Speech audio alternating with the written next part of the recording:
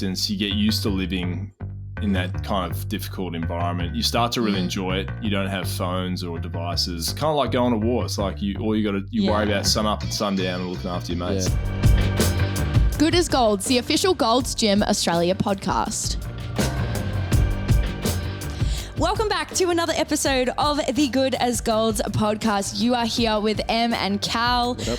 On today's episode, we have the pleasure of chatting with Mark Wales. Mark is former SAS, Survivor contestant, businessman, and just all-round legend. We chat about all things hitting rock bottom, reality TV shows, frat parties, and finding love. A man of many talents, Mark Wales. Mark, how are you? Good, thanks, guys. How you doing? So good. Yeah, well, very well. We're doing well. Talk to us before we even start anything at all. Tell the people exactly who the Mark Wales is. Oh, well, I was a career soldier. So I was born in West Australia, joined the Army, spent about 17 years in there and did a long stint in the SAS. And, went deployed a lot, saw a bit of combat and then left the SAS and built a second career in business. And that's what I do now. I have my own business and practice, and I really enjoy, I guess, helping people just with some of the insights I took from my time in combat and in the military. So that's what I do.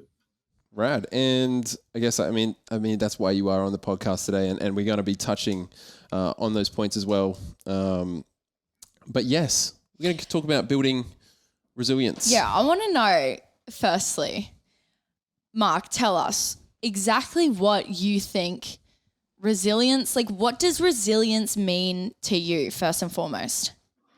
Well, to me, resilience means that you have capacity to absorb all the blows that come at you in life. And there are quite a few. There might be social impacts, it could be health impacts, all the things that happen to you that you view as not being kind of optimal. If you've got good resilience, you can adapt around those challenges rather than get stopped by them. I think when you've got poor resilience, those things can stop you in your tracks. And I think there's many layers to it. I think there's a social layer, a psychological layer, a physical layer. And so it shouldn't be viewed as one thing. It's just a series of interconnecting skills and layers that you have that kind of protect your health and well-being.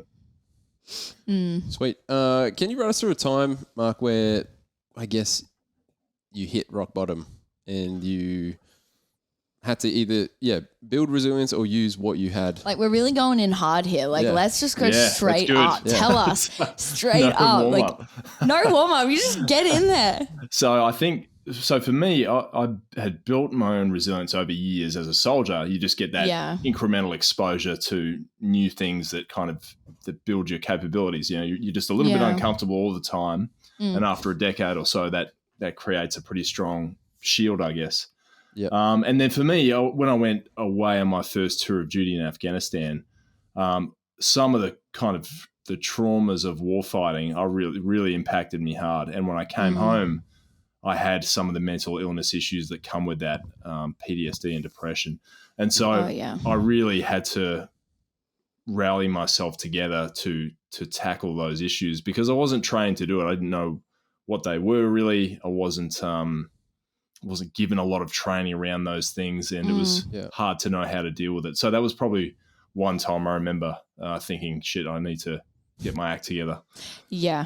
I'm not doing so well, probably. Yeah, it was hard. It was a hard time. I like what you said before, like uncomfortable all the time. Yeah, that's actually a really, really good point to take away, I guess. It's like, do you like that kind of tiny little bit of uncomfortability at all times? Like, are you constantly always trying to push yourself to that tiny little bit where you are that uncomfortable state? Yeah, I think, and the analogy I use is like you don't go from zero to running a marathon in 24 hours. You do a 2K and a 3K and a 5K run, then you do a half marathon. So you've got these constant steps that you take as you slowly build yourself. And I think some of the mistakes people make that are common is just that lack of patience about how long that can take to develop yourself or to develop those skills. It's better to think of it as a longer game that you do consistently in small chunks rather than I'm going to take big leaps quickly. sometimes I think people really underestimate what they can do in 10 years and they kind of overestimate what they can do in 1 year. Yeah. So, yeah, I think that constant exposure to just a bit of discomfort is what creates the growth. I think like with, I guess, you going through your mental health journey, have you, like, from a young age, would you say that you have had any like mental health, I guess, issues, or has it been stemmed from obviously your time like through deployment? Yeah, I was pretty lucky, and there are correlations between childhood traumas and then Yeah. war traumas have basically result in a high probability of mental illness. So Yeah. I understand that, but I didn't really have that at all. I had a pretty good childhood. So Awesome. these stemmed mostly just from my deployments, and that's what kind of, I was ready for the fighting, but I wasn't ready for the impact of the fighting on me psychologically. What did you, when you got back home, were you helped in any way, I guess, or were you kind of like, okay, I need to figure this out on my own? Like who was there for you and who was able to kind of help you through that? Or was it a bit of a Mark Solo episode where you're just trying to work through it by yourself? I had this great fear that I would lose what I'd worked so hard to achieve, and that was a trusted position in that unit, which is so hard to get into. It's you have to give up so much to get there. And I'd kind of gotten into the unit and earned myself a place there, and I was really worried that if I said, "Hey, I'm having psychological issues," wow, I would be taken out of operational roles, and so I hid it. I went and saw the base doctor and said, send me to a psychiatrist. This is what he recommended. We'll send you to a psychiatrist off base. There was very little incentive to communicate this to the Defence Force. Yeah. In fact, there was every incentive not to, because there were career impacts, there were reputational impacts, and there was a stigma attached to it, and I'm guessing it's been improved, but there really was a stigma attached to this type of illness. So I tackled my recovery basically separate to the military. I did it myself. Yeah. And was there like daily practices that you had? I mean, on like while you were in deployment, did you have daily practices that would aid in assisting in mental health, or was it pretty much like your sole focus while you were, deployed was just, the mission at hand, say, whereas coming back, you then could implement some of those, mental health practices? Well, part of it when you're over in a war zone is rationalizing the change in values that you get when you're in a new war zone. You're going to have to do things that you've been taught never to do, whether it's harm someone, ignore someone's suffering, look after your own people, and be ruthless and vicious if you need to be. That's very confronting. I'm not wired like that really as a person, but in a war zone, you have to have some of that. Otherwise, you just won't survive. Yeah. And so that, like, trying to rationalize that behavior is quite hard, but you've got to do it when you're over there, because if you don't, you won't be able to function properly. Yeah. And so I think it's creating that understanding yourself that, no, that was a different place with a different set of rules, and that's why I behaved the way I did. It was necessary to survive. And I think that forgiving yourself is an important step and a hard step, and I eventually did that.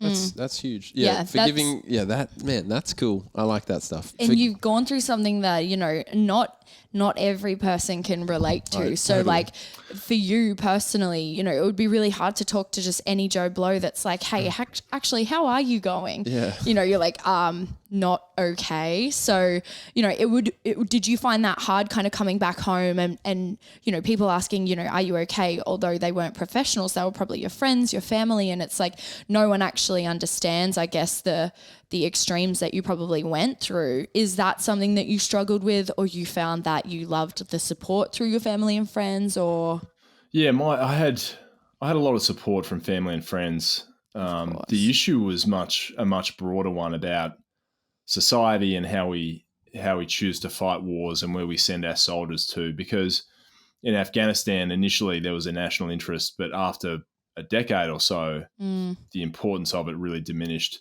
And there was no connection between what we were doing as soldiers in this war and the rest of our country. We were at war full on. all the time. People were dying. We were risking our life all the time. And you'd fly home and it was just business as usual. Yeah. It was really, it was surreal. It was utterly surreal.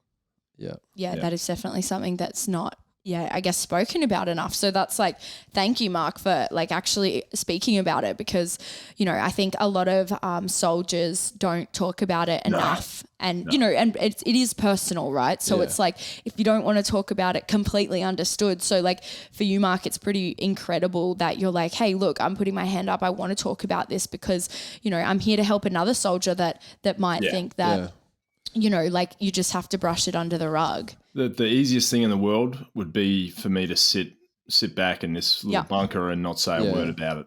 Honestly, that would be the easiest thing in the world. And no one would benefit from that at all. So I think, and when I went on the TV show Survivor a while back, I started to kind of get over myself a bit. I'm like, hang on a second.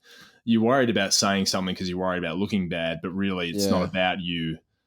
This is about all the other people that might face a similar issue or need help or want to know about the experiences that you face or want to be educated on some of the experiences that soldiers face. So once I realized that, I got a lot better at sharing. I don't care as much now about necessarily how I look. It's more about who I can help.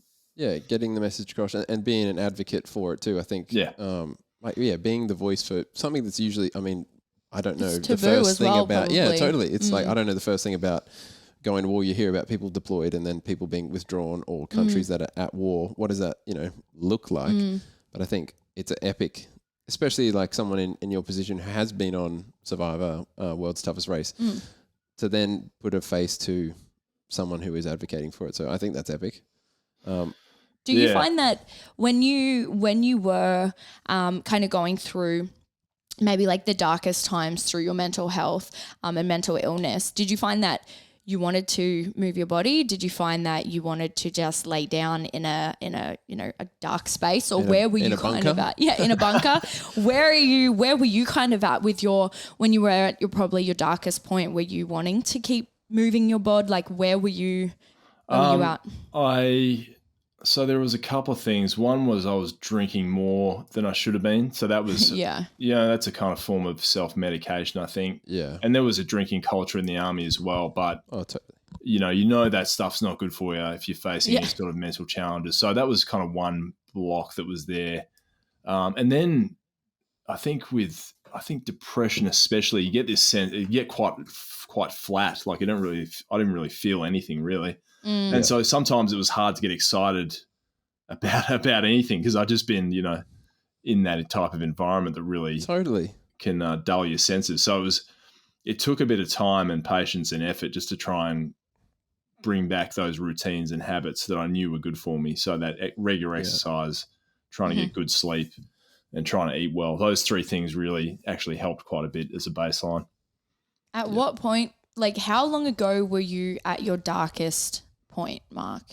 Oh, that would have been over 10 years ago.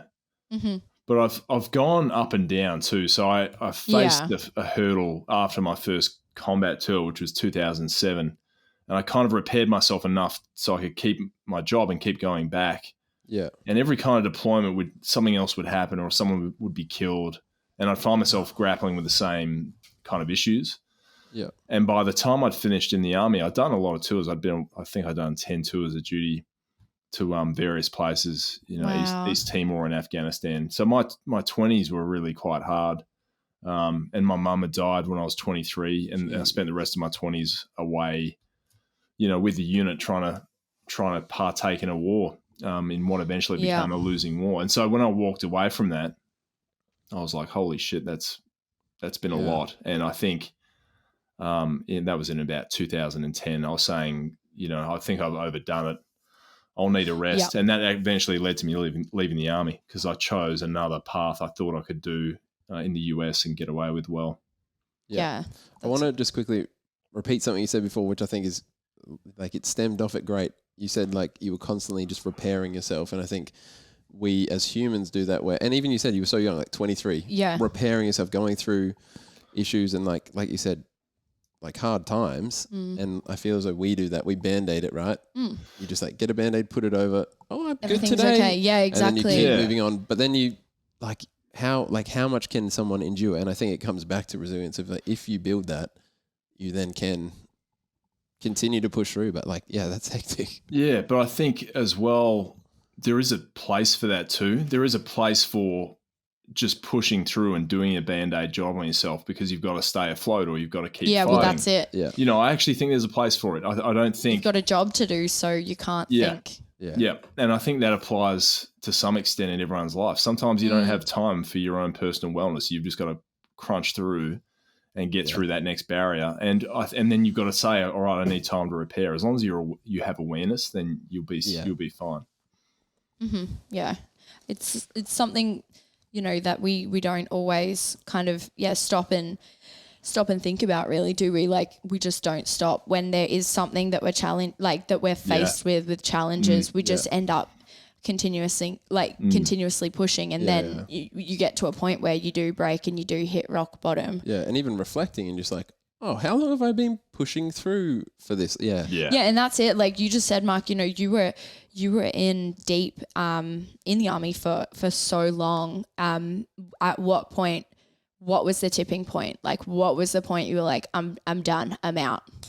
It was when I left the SAS, and I'd spent 6 years there, and I was a troop commander, which was a great role. You're on the ground, planning, leading missions. Really good role. You're really at the coalface in that job. And then when I went to a training academy, I went to Duntroon as the chief instructor. I was there going like, it's kind of that fork in the road. It's like, do you go back and try and climb the ranks, knowing that every time you go up, you're getting a bit further from the coalface, or do I kind of take what I've done and run with it and do something else? And I actually thought back to when I was a kid, and I'm like, the whole reason I joined the military was to go to the SAS and to hopefully lead a team in war, and I've done that. So I was kind of like, look, mission's achieved. Time for something else. And that's when I really switched. And that was a smart decision. I still am really happy I did that. Yeah. And so let's go through a timeline. So you finished with the SAS. Did you have any downtime, or were you straight back into the next thing? You mean once I'd left the unit? Yes. Yeah. So I went to that training academy, and I was kind of straight back into, it's a fairly high tempo role as well. But I found I'd exhausted myself to the point where I could only work kind of half days. I was there, but I was not really present for half the day. So I was just so exhausted. And so that's an issue too. I was really trying my hardest to do a good job, and I wasn't doing that good a job because I just was too tired. So I took the time after that to really, when I went to business school in the US, I took the time to kind of rest and repair. What does rest and repair look like for you, Mark? I want to know. Are you sitting, or are you actually, because I feel like you're a mover. You're always going. Yes and no. Like I'll sit here static for a long time, like waiting for that thing that I'm interested in. And then when it arrives, I'll really jump on it and really run hard, and then I'll stop. And I think, I think the book I just did was a good example of that. I was kind of like twiddling my thumbs for a bit, just thinking about it, going, I think I want to do this. And then when I decided to do it, I really jumped on it hard and really threw everything into it. And after about 6 months, it was, the bulk of it was done. And that's, I kind of like to do things in sprints. I'll sprint hard for a bit and then I'll stop. And that works for me. And can you give us an insight of what going to the States and doing like a brief insight on business school? How long were you there for? What did it look like? Yeah, and why did you want to go to business school? Good question. I'd always wanted to go to the US. I wanted to go, when I was a youngster, I wanted to go over and play American football. But I joined the army instead. Let's go. My parents. You are a big unit. I know. You look like you could be in the NFL. I know you can't, if you're listening, you can't see him, but go and check how big Mark is. He is massive. I want to be him. Definitely someone to look up to. I wanted to go to the US and play footy there, and I didn't. I went to the military, but I'd always had my eye on the US because it's such Yeah. they lead every major industry in the world, just about. Yeah. And so when I thought about jumping careers, I was like, gee, I should go study business school there because that'll give me 2 years kind of time off as a student to think about my future, and I'll be getting trained up at the same time. Yeah. And it'll just be a hell of an adventure, which it was. I had to apply for it. Took me a long time to get the study and the test scores and the interviews done. Yeah. And when I finally got accepted, I flew over to the US and spent 2 years there full time, just studying. It was bloody good fun to be out of the military and just a new environment. Oh, I bet. And like, I guess like, is business school? Let's unpack this. Yeah. Is business school like an American college, or are we completely off the mark here? Like, are we going to frat parties and stuff like that? Like, where are we at? When I had that thought too, I'm like, surely that is just an exaggeration and it's just the movies and they don't actually do that. When I got to business school, I realized that the movies under-exaggerate what actually goes on in those business schools. Really? Yeah. Yes. Oh, unbelievable. Tell us about this. Because I'm thinking business school is like, for the people that aren't, I guess, going to college. Because how old were you, Mark, when you were at business school? I was 32. Yeah, so like, you think about being like in college, we're like 20-year-olds. Yeah. So 32 and you're here just living it up in a college like party. That is amazing. It was bizarre. It was like I'd woken up from a dream and I'm like, what just happened in the last decade? And I'm like at business school. Yeah. And it was like being born again. It was really good fun. Yeah. I'm thinking like, when I think business school, I'm thinking like a fresh iron pressed shirt and like tucked in, but obviously polo shirt. We're just rocking our laptop, just doing business things. And like the second classes are shut. There's 5 different parties on in, and you're straight into it. 6 different apartments and everyone's just gone nuts. It's really good fun. It's really good fun. So what was your end goal for business school? Where did you see yourself going? I always wanted to do my own business. I wanted to run my own business in a small team. I just knew that would be good fun and it'd be difficult, but I didn't love the idea of the bigger companies as much just because I was worried about how that would feel having been a former warfighter and having that degree of freedom. But I applied for a consulting firm when I left business school because I knew that I kind of had enough knowledge about business to be dangerous to myself at that point. So I needed some more, tuition and experience. So I went to a consulting firm and it was painful, but I was lucky to get it, and it was really good training, and that kind of gave me my foundational skills. Do you think like when they saw like on your CV and they were like SAS, they're like, this is the guy we've been waiting. He's our guy. We need him. Well, do you reckon that is like it assisted you? It definitely helps. Like, and because they go, the way they recruit is they go, look, our best predicator of future performance is past performance. So we go back and look for a track record of excellence, no matter what the field is, whether it's academics or, law or whatever it is. As a soldier, like we look for that and then we recruit based on that if you can learn new skills. So I think it helped. Yeah, definitely. Because like that's, I guess you're learning teamwork, you're learning resilience, you're learning all of these things that in a professional matter people really care for. Yeah. So you would have so much under your belt that those qualities that not everyone coming out of business school actually would have.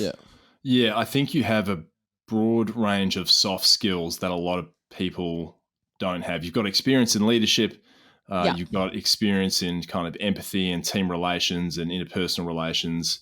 And working under stress, those things are worth quite a lot. And I think if you can then learn the hard skills of business, which is, finance, accounting, operation, if you can learn that, you've got a good package. A whole package, yeah. Well, that's the best part. I reckon like it's like when you come out of university or college or anything, like people you could have the highest ranking degree, but like if you don't have people skills, if you don't know how to work in a team, like you're not going to get it. Some people could be incredibly book smart, but just lack life skills, full stop, and might not be up there, but I feel, I could just see you like under the pressure cooker and you're just like, this is fine. I've been under pressure. You don't even tell me. I'm crunching numbers here on Excel spreadsheets, but you're just killing it, Marky. So how long were you at your consultancy firm for? And then what was next? Were you like, this is my time. I'm leaving and I'm turning the next corner. Yeah, I was there for nearly 3 years, but the whole time I had a startup I'd built at business school, which I kind of kept doing on the side of my main job. And then in my third year in McKinsey, I saw that I was at winter in New York and I'm like, oh, it's pretty cold here. And I saw that there was an ad for Australian Survivor back in, Samoa or wherever it was. And I thought, oh, wow, I could do that. And, hang out on a beach for a while. And so I applied for it, kind of not thinking I might get it because I know a lot of people apply for it. But I got through the first gate and I got an interview and then I flew home for an audition. I'm like, oh, shit, this might actually happen. And that was... This is actually happening. Yeah. And then I got on the show and that kind of... It changed the course of, I guess, my life because I met my wife there and also it gave me the confidence to go and do and try and stand alone and do my own work. So it was a good thing. Yeah, it was a good thing. Was this your first brush with reality TV? Like, oh yeah, I didn't have you Google me, there was nothing. I didn't even have a Medicare card. I'd never had one. I didn't exist in the government. I did not exist. I did not exist. So let's chat Survivor. Yes. You auditioned. You got the spot. How many people are in there with you? Firstly, so there's 24 contestants in the Australian version, and so I hadn't seen any of them until after 2 months of talking to the production crew, I walk onto the set, which was a giant barge in the middle of the night, raining. Oh my God. In the Pacific Ocean, yeah. And I climbed up. I'm like, holy shit, this is the set because they had all the coconuts and the gear. It was all laid out. And I was like, wow. And it felt like I was walking into another world. But I saw all these contestants sitting along the edge of the barge. And I'm like, oh, this is the team. And it was a really funny crowd. Like there were all sorts. There were grandmas and my God. Cowgirls and... So another college frat party, basically. Another one. Just walks with treachery, yep. Yeah, just the oddballs. So what actually made you want to even go on to Survivor? Oh, just I knew it was a good show and I just thought, this will be something totally different and it'll be fun. Yeah, ready for a change up. Yeah, something different. And I wasn't that serious about it. Like I applied not really thinking I would get through. And then the further I went, the more I was like, oh shit, now I really want to do this. Yeah. Yeah. I want to know, is it everything that, are you actually surviving or are you fake surviving? Funnily enough, there was almost no interference from the production staff at all. I've always wanted to know this. Yeah, there's like a banquet behind you that you just don't see. I was waiting for him to go cut, accommodation comes out, the catering trays, everything. And it was just like massage, No, we were sleeping there was one night we spent out there where we got 200 mils of rain. No. What? 20 centimeters of rain. And it was like sitting in a cold shower for a whole night. It was bad. Yeah, people had hypothermia. We just got utterly smashed. Yeah, and they just watch. They're just filming you do it. They're filming. They filmed, but 3 of their cameras broke in the rain. It was that much. There was that much rain. Jeez. Okay, in that point, do you think you have the advantage then over someone else who would be, they would have never had to probably deal with anything like this? Whereas, did you feel you had an advantage? You have an advantage just in real terms, like. It's going to be a little bit easier for you if you've endured the outdoors a lot. Yeah, but also if you're weak in that environment, you're less likely to get voted out because people keep around the less threatening types. Yeah. Yeah, true. It's kind of a mismatched advantage, if you know what I mean. Because did you play it under the radar? You were just like, oh, I'm an accountant. I went to business school. Or did you play I'm actually an ex-SAS and they're like, oh, it's funny. Yeah. I didn't tell them I was a soldier. I basically said that I was, business, consulting, and then e-commerce based out of New York and just built that whole story. Yes. And I was like, I wasn't that set on keeping it a secret, but Yeah. the production were really excited. They're like, oh, you know, you're not going to tell anyone, it's going to be a secret. And I'm like, Oh yeah. Yeah. that's okay. interesting. Yeah. And I'm like, I kept it a secret, but in hindsight, it was, it was a mistake because I couldn't connect with anyone socially because there was this big part of my life missing that I couldn't talk about.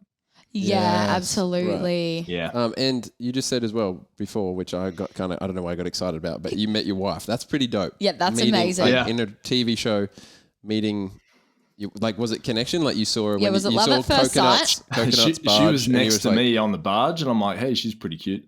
And and then when we met on the island after we got there and started chatting, I just realized we were kind of cut from similar cloth, and she had Yeah. similar values and was doing her own thing. She was an endurance athlete and a former corporate lawyer, so she was a hard Cool. charger as well. Yeah, she's really takes things on.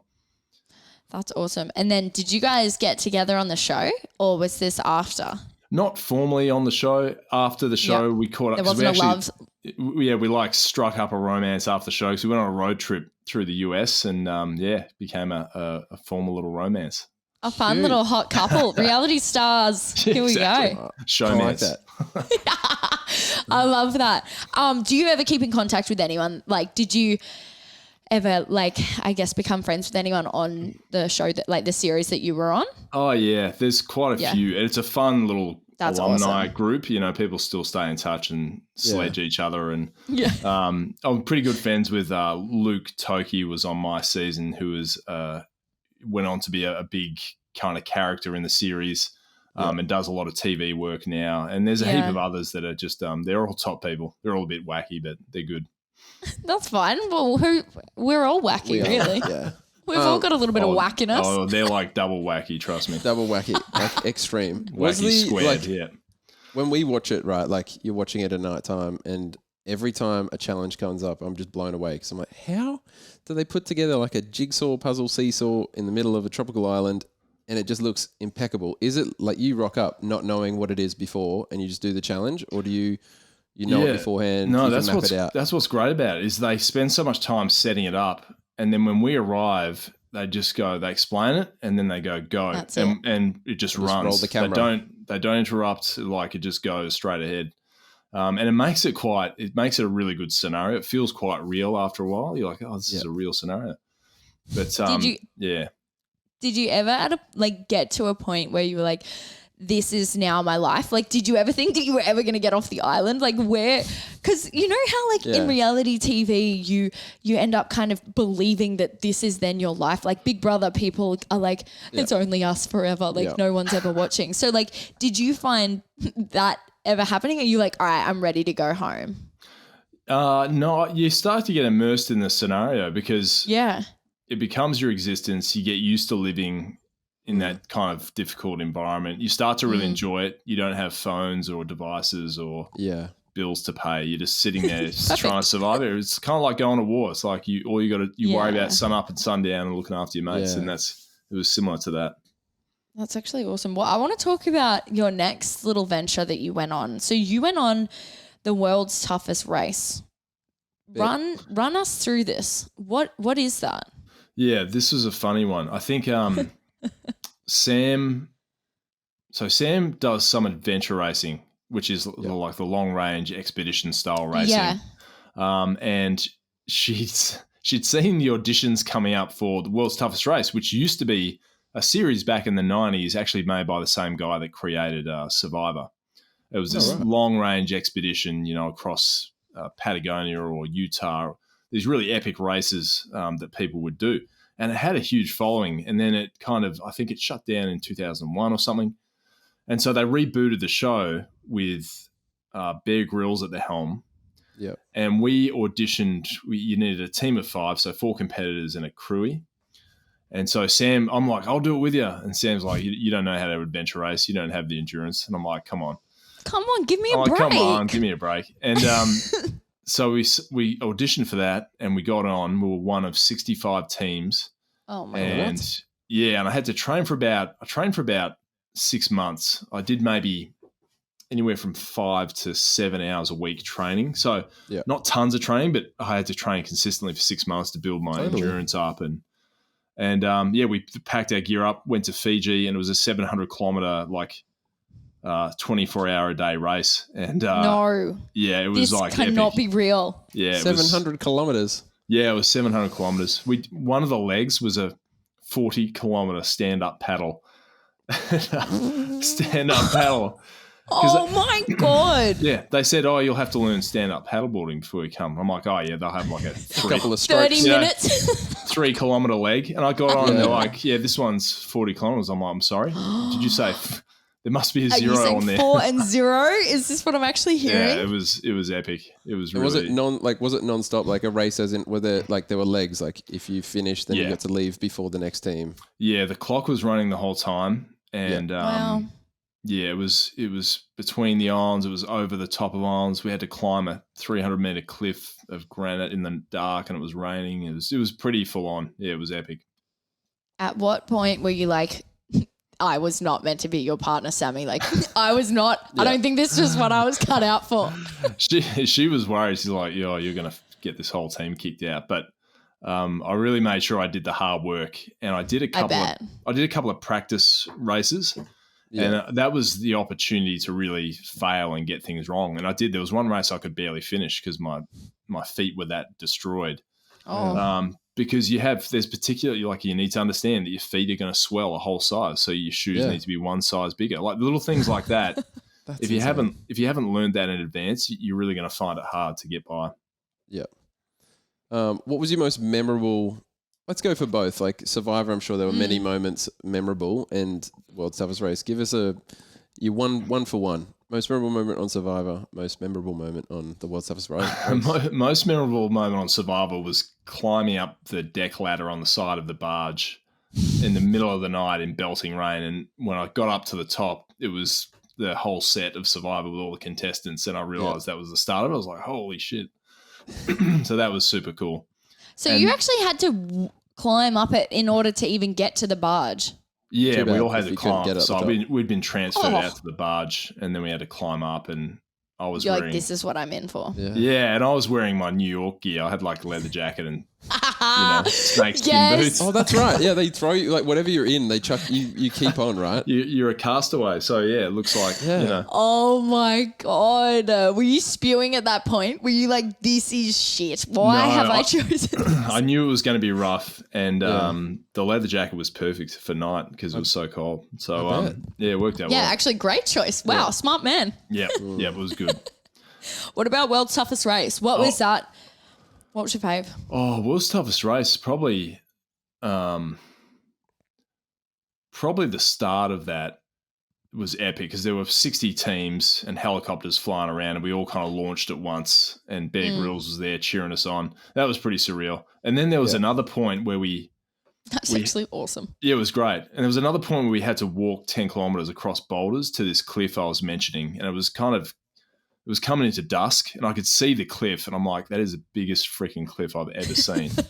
And we think they're going to make us climb it. Aren't I they? was like, I'm not sure if I can actually climb that. And we clipped onto the side of that cliff. I think it was 8 p.m. and we didn't get off the ropes until I think it was about 3 a.m. It was just before dawn. Nope. Yeah, we were climbing for about. No, I'm out.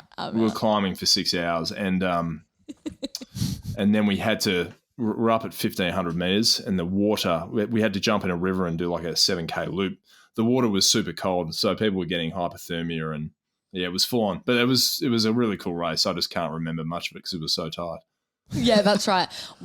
Callum, what show would you go on? Would you try out Survivor or World's Toughest Race? 100% Survivor. Yeah. Yeah, I must admit I'd do the same. Same thing. Yeah. I just feel as though it's like you said, where it's like the weak people get kept around. Oh yeah, Not saying- it's anyone's saying game. weak. That means that you're going to be But kept around. You can play immunity game. You can play the long game. You can play the nice guy. You can play the deceiver. At the end, it's. Yeah. Where did you end up getting? Like how far in?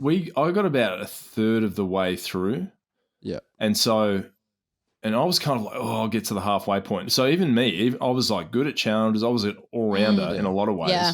And even I only got a third of the way through. So it's a really hard game to do it well. Like the people that get to the end, so there's a little bit of luck, but there's a lot of skill too. Yeah. We actually got an audience question which I want to ask you. It was, what's the toilet situation on Survivor? The listeners are dying to know. Yeah. Are you digging a hole? Like, is this what's happening? Or have you got a gorgeous little porcelain? Yeah. It's the only thing. Yeah, I was like, Portaloo, surely. But they have it's a drop toilet. It's literally just a hole in the ground with a little seat on it. And they have just a fern fence around it. So it just looks like part of the landscape. And that's literally it. There's nothing they're there. not messing around, are they? Yeah, I like that though. Same. That's like, it's reality, but it's actually decent reality. It's not like what I thought they'd give you a bit of agreed. extra juice on the side. It's like, you sleepy? Have a pillow. That's what I was hoping. Yeah, exactly. You just had a leather jacket that give me folded my up pillow. perfectly. Yeah. We had another question come through, which is, how often were the cameras on when on Survivor? Did you notice them all the time? It's super weird when you start, because every conversation that's happening, there are 3 crew members. There's a cameraman, with quite a big camera mounted on like a little harness. There's a sound guy, so he's holding a boom like just into the conversation so he can hear. And there's a producer that's standing taking notes and listening to the conversation through audio. Oh my God. Can you imagine having a mental breakdown and just this guy straight in your face? Can you repeat that all the time? Super weird. It's super weird, And they have to be really on the ball, because they can't ask you, they don't interact with you. So they can't ask you to say that bit again. Like, exactly. If they miss it. So they've got to really be paying attention. But it makes for really interesting, TV. Yeah, it's good. Yeah, you got to be quick around here. They're probably scheming, because like, you'll be on your own, say something, and they're like, he mentioned, John, let's get him and him together in a sticky situation. Yeah, that's what they do. Another audience question is, what's the first thing you ate when you got off the show? Yeah, dying to know that. Oh, they gave me, they had like 2 giant cheeseburgers waiting for me with chips. And I was like, this is the best meal I've ever had. So I think I lost 9 kilos in about 3 weeks. So I was pretty, I lost a bit. Yeah, because how long is the whole, how long were you there for? Like, how many days? 64 days, but I think they've shortened it a little bit to like 59 days maybe. Still. So it's a while. That it's like amazing. 2 months. It's like, a long time. Oh my God. Well, we've got some questions. You just don't even think about it. We're just going to ask them straight up, and you just straight off the top of the bat, okay? Right. All right. The first one is, if you could do one exercise for the rest of your life, what would it be? Deadlifts. Love that answer. My man. Yeah, love that answer. Who would your dream fitness coach be? Michael Jordan. Ooh. Wow, that's 2 from 2 from you, Mark. Really good. That is. Really good. Here we go. Well, this is a good one. Stuck on an island with one food source, what is it? Cheeseburgers. Or does it have to be a natural food source? No, you do. No, you do you. We'll take cheeseburgers. It's an all-round. It's every food group in one thing. Who is the most inspiring person to you?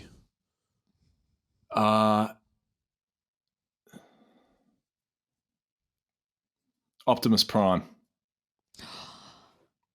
Yes. Fictional character, but very inspiring. Can you do like an Autobots? Because I feel you've got the voice. You do have the voice. Can you do like an Auto? Fate really calls upon us at a moment of our choosing. Okay. I love this so much.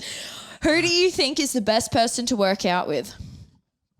A CrossFit coach. Ooh. I like that. Of course, on the back of that. Oh, you can actually. Elaborate. I would have said actually, because I've done a lot of boxing. I think top boxing coaches are better because it's a skill and it's a really great fitness thing as well. So I've always loved boxing, probably more than CrossFit. Love, yeah, cool. And then, of course, who would be the worst person to work out with? Anyone who's very good at yoga and tries to make me do too much yoga. You're not limber? You're not a limber man? Or what's going on there? Our warm-ups normally are just like staring at the bar and going straight into the, I've got to do more work now. I'm not getting any younger, so I've got to do more warm-ups now. Please do. Please get limber, get stretching so there's no injuries when we get older. This is our last one. Biggest challenge ahead of you this year. What's coming up? Biggest challenge this year, I think, is just staying agile while we're in lockdowns, because we do have, I mean, most of the work Sammy and I were doing involved events, so we don't have events happening at the moment. So we've both had to adjust the work that we're doing. But it's also a great opportunity, because for me it was like writing a book, and now I'm going to do some online coursework. It's stuff that I've always wanted to do that now I have the opportunity to do it. So staying agile, staying positive, knowing that this will pass like everything else. And when it does, the economy will come back on a tear, and you better be ready for it. Oh, yes. We're ready. We're ready. Yeah. Mark, where can people find you if they want to look you up? Whereabouts are you? I am on Instagram, mark.a.wales, and also my website, markwales.com.au. Yes, and everyone, please stay tuned for our next little episode, because this is where we delve into SAS, all about your book. We're really excited. So Very excited. Stay tuned, everyone. Mark, thank you so much for joining us. Thank you, sir. Thanks, guys. You're amazing. Love what you're doing. See you soon. Wow. I think I really need to go on the Survivor show. Yeah. Do you think you would survive? I would. I don't think I'd win. I would survive. I don't think that I would win either. He was explaining that, like, you have to be a bit of a dark horse, and that's not me. Yeah, and he said like the weakest people and guess lose, what? and you're not weak, so okay. What an episode. If you guys want to follow along our podcasting journey, please do like, subscribe, leave a review. And just follow along. Get amongst it. We've got loads of special guests coming up. We're excited to share with you. So jump on. Tune into the next episode. Peace and love. Bye-bye.